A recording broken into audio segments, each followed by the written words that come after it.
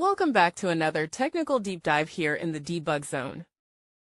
Today we're tackling a big question and breaking it down with insights from other users. Hopefully this clears up some misconceptions and helps you get the answer you need.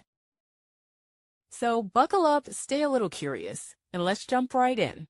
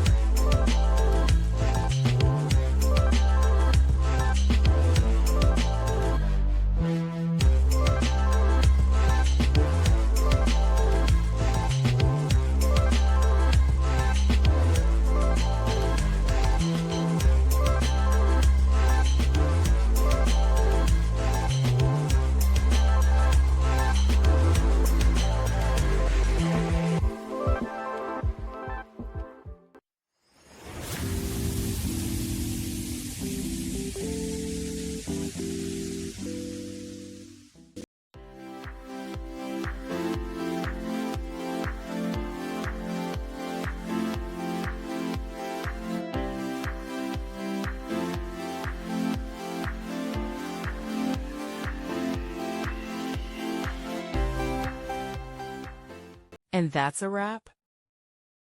I hope you found the answer you were looking for. If you did, take a second to hit that subscribe button. It really helps out.